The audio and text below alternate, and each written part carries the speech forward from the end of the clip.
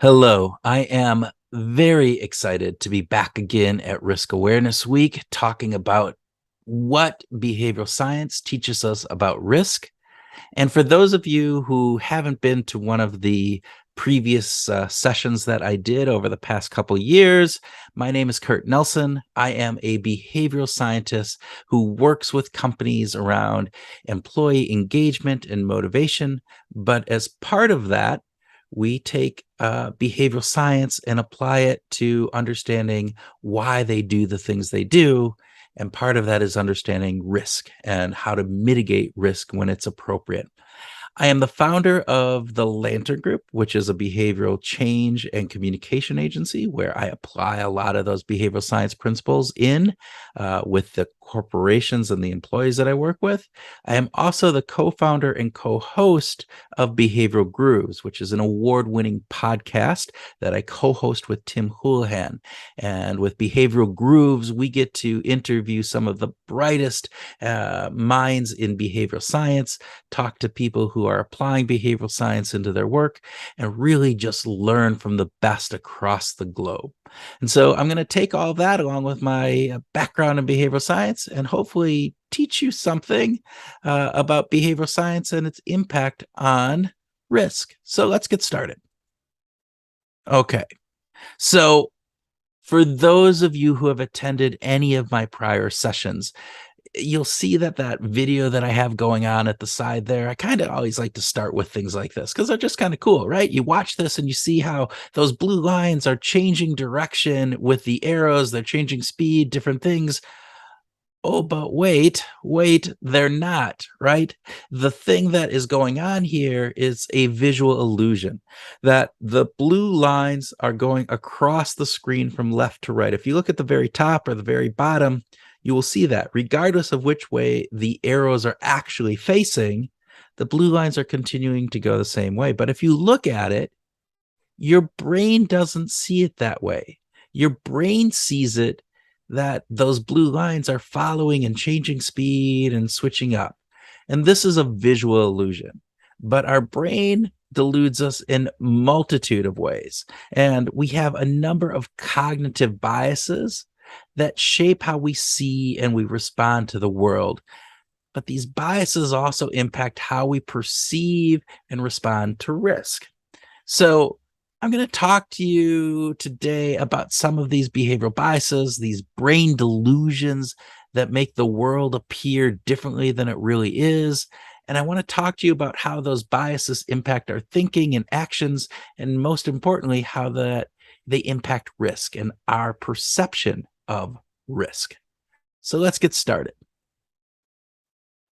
All right. So many of you might have already heard about this bias called loss aversion, right? It was first kind of identified by Nobel laureate Daniel Kahneman with his research partner Amos Tversky 40 plus years ago. But actually, the concept itself, we've known about this for hundreds of years. This idea that we tend to feel the pain of a loss about twice as much as the pleasure we would get from an equivalent gain. So in other words, if I'm walking down the street and I lose $100 out of my pocket, I'm going to feel that pain, and that pain is going to feel twice as intense as the pleasure I would get if I had been walking down that street and I'd found $100 bill on the ground. And we know that intuitively. It is part of this concept of loss aversion that really is one of the reasons we are often risk averse, particularly if it is a component where the gains and losses, the potentiality of it are about equal. Well, for many of us, this is a bias that lends us to be, hey, we're going to be a little bit more risk averse. But, and this is an important piece, is there's a part of the theory that we often overlook. And that's this idea that moving from an unrealized loss to a sure loss, when we're faced in a situation like that, it kind of changes the way that we think about risk. And we tend to become more risk seeking. So instead of being risk averse because of loss aversion, we actually become more risk seeking. Here's another way of thinking about it, right? So loss aversion stops you from starting. Stops you from starting something where there's a perceived risk, because we know that deep down, if we lose, we're going to feel that pain really acutely. That we need to be reassured that there are really good odds, and that we're not going to have to feel that pain. This little voice in the back of our head, we don't want to do that, right? We don't want to take that risk. And we become incrementalists in this situation. We take small risks because that's a small pain. But with small risks, there's small reward. So there's a little loss if we fail, but there's a little upside on the back end. Let me give you a classic example of this, right? A simple bet. I come to you out on the street and I have a quarter. All right. And I say, hey, let's take a bet, right? I'm going to flip this coin. If it's heads, I'll pay you $10, but if it's tails, you pay me $10. Now, most people, not everybody, but most people tend to refuse that because the fear of losing $10 is more than the pleasure that they will feel like they're going to get from the gain of having that $10. And there are lots of wonderful YouTube videos out there that show this. I'll actually have the link to one at the end of this. You can kind of look it up if you want, but man, they're funny. You see people and you watch their contractions and how they move and, oh, they're thinking about this. And even if I was to up the offer saying, hey, all right, we flip this coin, heads, I win, you pay me $10, but tails, I lose, I pay you $15. Many people still don't take it. Up to $20. $10 if I win, but I pay you 20 if I lose, right? Still, lots of people will turn that down when the expected value of that flip, that one coin flip, is $5. It's not a 50-50 chance anymore. I mean, the coin flip is 50-50, but the expected gain of that, if I'm paying you 20 and it's only costing you 10 to take that bet, any good poker player is going to take that any day of the week, right? So that is a key piece of this. Now, let's take a look at the sure loss, right? So when we move from an unrealized loss to a sure loss, our brain thinks just the opposite. And this stops you from stopping. So let me explain that a little bit here. Classic case, right? You buy a stock for $50.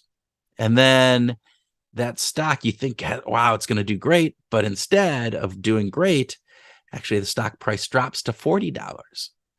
Right now, you have an unrealized loss of $10 on that, right? You paid $50. It's now selling at 40, but you haven't finalized that transaction. So it's an unrealized loss. And until you actually pull that trigger, there's a glimmer of hope. I could get lucky. The stock, something's going to turn around. It could go back up. So until you actually sell that stock, you have what's an unrealized gain. It's an unsure loss at this point, right? So this is also called the disposition effect. And it's what kind of happens as we kind of go down that spiral when things are kind of losing ground on stocks and we don't sell because, well, I'm holding out hope. As Annie Duke, who studies this, says, you go from failing to having failed once you have to realize that loss, right? And by not realizing that sure loss, you bring luck into this occasion, right? And you might have some hope. All right. So let's take a look at some other bets, just to give you an example of what this is. So in this instance, I owe you $100. So it's not a coming up to you just betting. It's I actually owe you $100 and I make this offer to you. I guess so. Let's do double or nothing, right? So we'll flip a coin. Heads, I win, and I owe you nothing. But tails, I'll pay you $200. Again, most people, when we study this, don't take that bet. Again, because of loss aversion, right? I'd rather have that sure $100 than the potential of losing that $100 for the gain of getting an extra 100 out of it, right? But now let's reverse that. Let's reverse that a bit. So you owe me $100 and I offer that bet up to you. I say, all right, we'll flip a coin. And if you get heads, you owe me nothing. But if you get tails, you owe me $200. The likelihood of you taking that bet is much higher. And the likelihood when they've done that with research participants is that, yes, they take that bet much more often than they take the bet where I'm the one who is trying to owe you or that has owed you. So the idea again here is that because you owe me $100, but you haven't paid me yet, it's kind of still it's not a sure loss, particularly because there's an opportunity. There's a 50-50 chance that you could erase that entire debt. So in those instances, you become more risk seeking, which is really an interesting fact. Even if we change the dynamics, even if I say, oh, I'm not going to do not double or nothing. You're going to have to pay me $220 if I win, or even $250. Well, you're still more likely to take that bet than on the contrary side of this. So this is Vegas, right? This is really classic Vegas kind of thing. We get sucked in, all that happen, but it's not only Vegas. This happens with professional stock traders. It happens to us all the day. For stock traders, there's this concept that's called a stop loss or a take gain. And so, for instance, that same $50 stock I bought, I might put a stop loss that says if it goes down to $35, I'm going to sell it because that means that it's doing bad and I just want to cut my losses at that point. And on the same side, I think that the stock can get up to $65. I think that it's going to be, that might be the top. And so I want to make sure that when we get to that point, I get all of the gains and we sell it at that point. But what happens when we think about what we see, not what we think about, what we see with these is that stock traders, when it comes down to $35, well, they cancel that loss, right? That stop loss. And they say, you know what? I think there might be a possibility that this is going to go up. And not every time, but again, they do that much more often than they do it on the upper end. And actually on the upper end, what we find is that they sell that stock at $60 instead of waiting for it to get to 65. What they do is they go, I have $10 a gain. I don't want to lose that. That stock might go down. So I'm going to realize that gain. So on the bottom end, you don't want the sure loss. They don't want to sell it at 35. And so they'll cancel that and potentially it might go up. But again, it could still go down. And on the upper end, they sell too short. They short it out. And they don't give it the time to roll up. And really, this isn't just about making bets in Vegas or stock trading and different things. This comes into play any time that we are taking a risk. That's how we look at it. We look at risks. Are we in a gain situation or are we in a loss situation? And that impacts how we view that, right?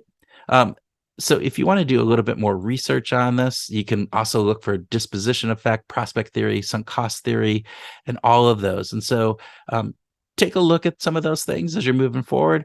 But we're going to move on. We're going to move to something called the availability heuristic, right? And this is another bias that we have as humans, which is that, hey, when we think of things that happen more recently, well, we think they're going to be happening more likely again. Or if it's easy for us to recall something, then we think that that is more likely to happen in the future. So this is a really interesting bias because our brains are pattern seeking and they look to find patterns for what's going on around us. And the neural networks in our brain are primed by things that are vivid, that are easy to recall, or that have just happened. And so we tend to think about those things. And if we're anticipating what is likely to happen in the future, those are the things that come to mind.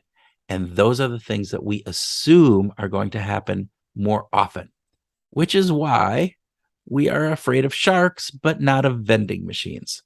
And I'm sure you might have heard this, right? This idea that sharks kill less people than vending machines do from just falling on people. So in the US, they did a study back from like 1978 to 1935. There were 35 deaths from falling vending machines.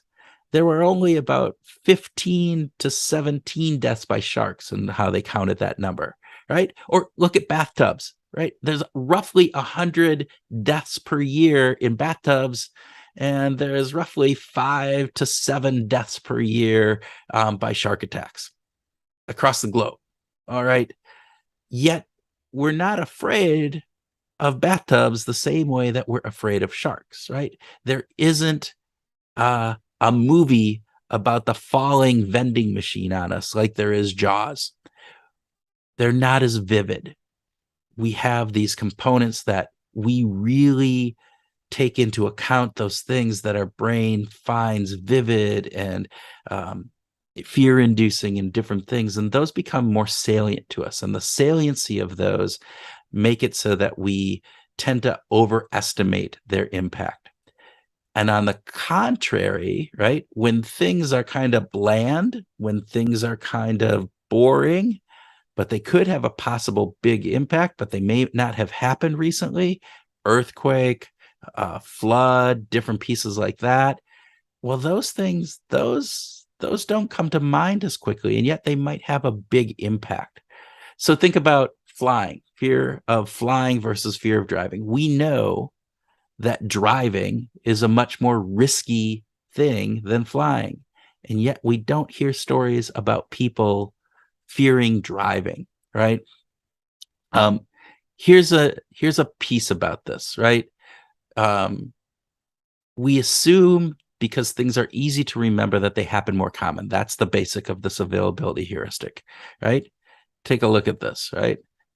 Look, here are all the things that happen in the world. That's that big yellow picture. You might not be able to see that. And then these are the things on the news. Those are the things that come to our brain easy because they've been reminded of them in different pieces. So it's easy for us to think about those.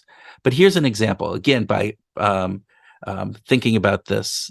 So if you had to guess the words that start with K versus words that have the third letter K, which are more words that do they either start with K or have the third letter K?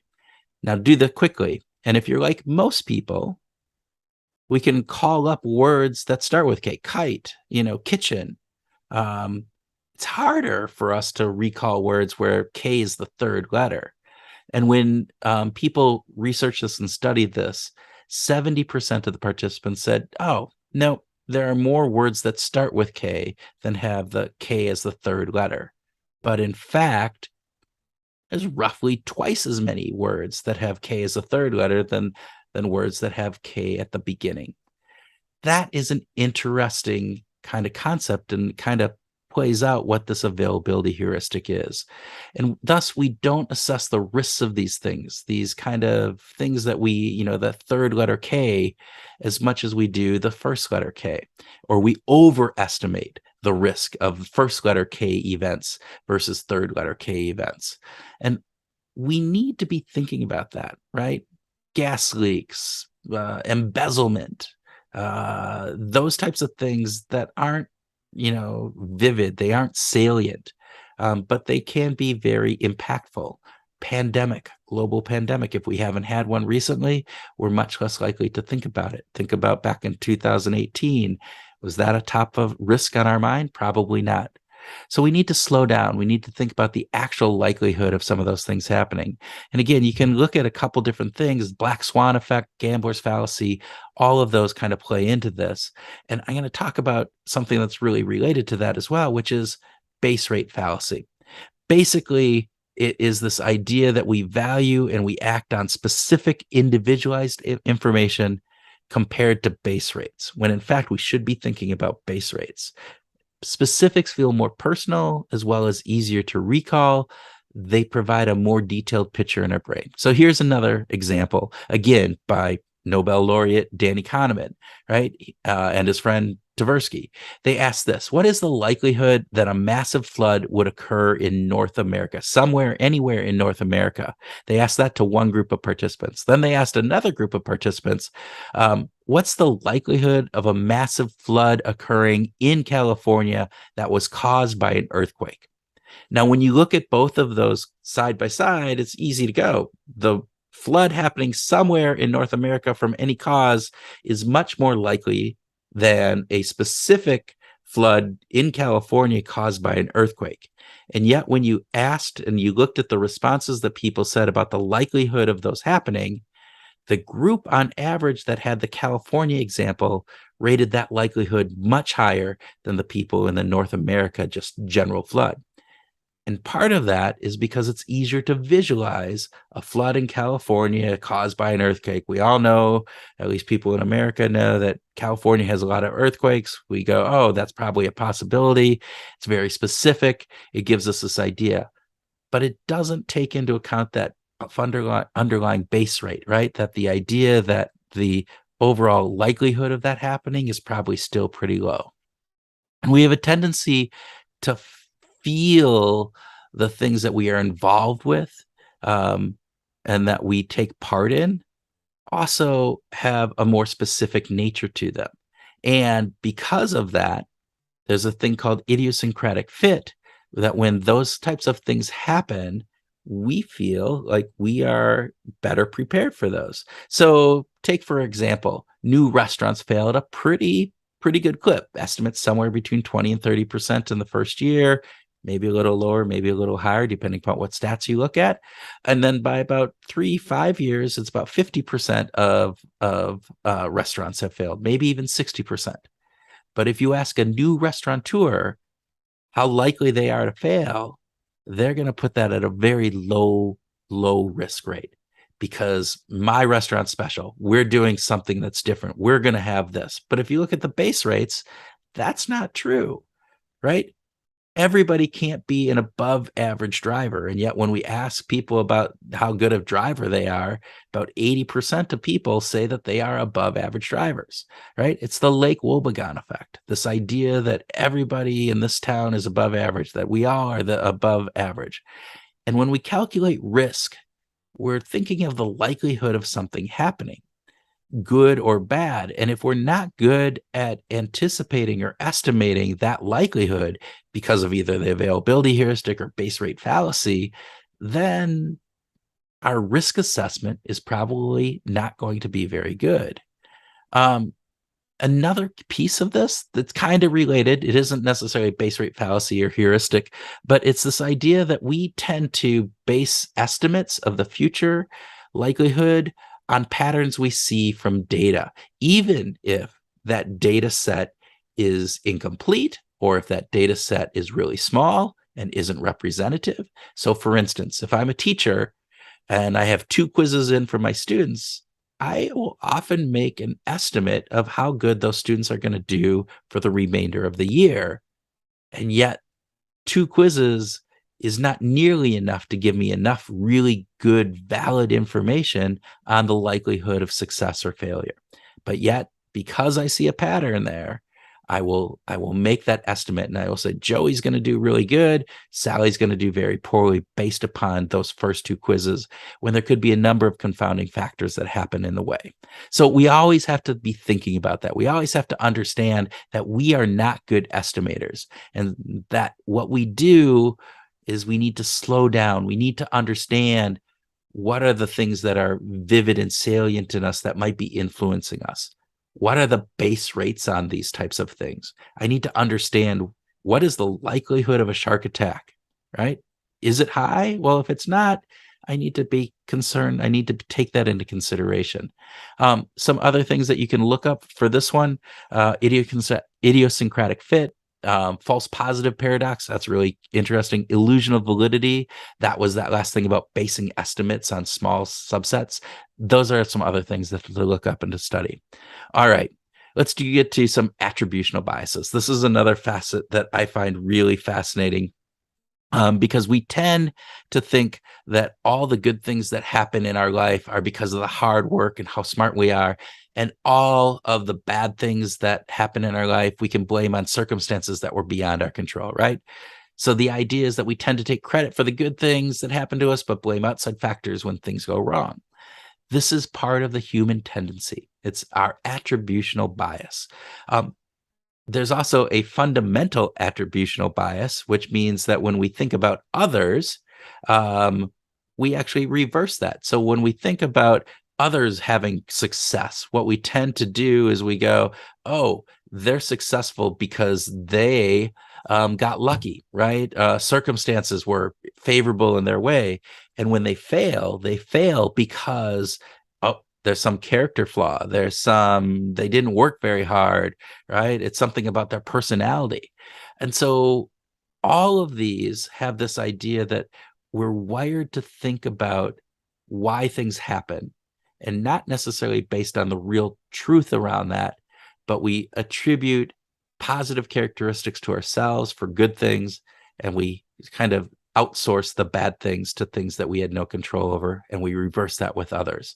And we always look back with a little bit of a rosy recollection, and that is a big piece when we're trying to, again, think about assessing risk. How does this work? Something similar to this is called the Dunning-Kruger effect. You might have heard about this. It basically says that we fail to recognize our own incompetence and rate our ability, and we have high confidence in that assessment of our ability. And it's usually much higher than it ought to be, particularly when we don't have very good instructions on this. It was named after David Dunning and Justin Kruger, and they kind of looking to say, hey, how good are we at assessing our own competence? And they found we were pretty poor, right? So they tested people's perceptions on how well they did on a test versus their actual performance on that test.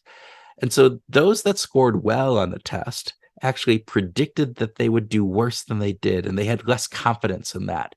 Those, however, who performed poorly on that test scored really high on what they thought they were going to do, and their confidence about that was really high as well. They're like, I'm great at this. And we all know people like that, right? We know that boastful, arrogant, loud person who's screaming about whatever it is, and in the end, they're wrong. But they say it with a lot of conviction, really hard to get them convinced that they are wrong about it. Anyway, and this isn't just about people who we consider maybe not so bright, right? This happens to all of us. We can be very intelligent, very knowledgeable in a number of different areas, but in areas where we don't have expertise, we tend to overestimate our ability. I call this the doctor effect, or at least it's my one friend who's a doctor has this effect, right? And he's one of the smartest guys I know. But he also thinks he's the smartest guy in everything that he does. And so he thinks he's brilliant at world politics or chess, when in fact, he's not. He's pretty average. He's an absolutely fantastic and brilliant heart surgeon, but that doesn't correlate into these other things. I'm probably the same way. I know I am, actually. We all are. We all have this kind of bias where we overestimate our ability in things that we aren't necessarily there for. So we have to be suspect of our own feelings, right? We need to understand how this attributional biases kind of cloud our risk assessment when we're working with others, that fundamental attribution error, right? We overestimate the negative since it's in their character. And then when we're thinking about things that we're only doing, we underestimate or we overestimate our own ability in things. And that plays into risk and how we perceive and take on risk, particularly in these things. And again, you can go and look up fundamental attribution error, confirmation bias, Dunning-Kruger. And actually, we're going to talk about confirmation bias here. So we tend to notice with confirmation bias, right? We focus on and give more credence to those things that support our pre-held beliefs. That's the basic idea, right? That if there's something out there, some information that we see, that if it confirms what we already believe, we pay a lot of attention to that. We focus in on it. But if it's contrary to what we believe, we discount it or we find some flaw in that's reasoning. And this, I think, in my own mind, is one of the most powerful biases that we have because it works at a subconscious level. We don't even realize that it's happening, right? Here's a little fun thing. You can't probably read that. It says, "Did you read my paper on confirmation bias?" And the other person, "Yes, but it already proved what I already knew," right? That's the idea, that we tend to over focus on things that are in alignment with our pre-held beliefs, and we tend to ignore or discount those things that are against it. And that is really powerful. And particularly think about this. So if I believe that hard work is what drives success, well, then if I run a company or I have a division within an organization, or I'm looking at something and my business starts to fail, right? I tend to notice things that support my belief about what makes success. So I tend to notice that, oh, hey, my employees, they're taking longer breaks, or maybe they're talking more in the hallways. And I don't notice, or I discount some of those environmental things or my own actions, the wrong strategy that I'm doing that lend itself to that business failure. And that can cloud our judgment, and it clouds our kind of perception of what is driving that success. And it might mean that I put some policies in place that are much that don't address the underlying reason for the failure. And think about that from a risk perspective, right? If we can't understand what is really driving success or failure, we don't have a good understanding of the risk that's associated with investing in a company or in making a certain move, a certain strategic change, all of those factors. And so again, really important for us to understand that confirmation is very insidious and various different paces. So you can also check out self-identity, illusion of control, some really cool aspects around there. And the last bias I'm going to talk about is hyperbolic discounting. All right. And I call this my Veruca salt bias. So if you remember Willy Wonka, she's the girl that wanted the golden egg laying goose, right? And she wanted it now, Daddy. I want it now. And we are all a little bit like Veruca salt, right? We're wired to want things immediately. We are inclined to choose immediate rewards over later rewards, even when that immediate reward is smaller. And this has some good evolutionary aspects to it, right? Give me a banana now versus 2 bananas tomorrow, because that banana might allow me to survive through the night. And who knows, tomorrow might not have 2 bananas. Those could disappear. It's kind of that loss aversion piece again, right? A banana in my hand is better than 2 in the tree. All right, not necessarily the kind of saying that most people know, but this does mess with our ability to assess risk of something as well, because we value things at a higher level because they're closer to us. They happen sooner. We put more credence on this, more so than just normal discounting would kind of say that that's the right thing to do, right?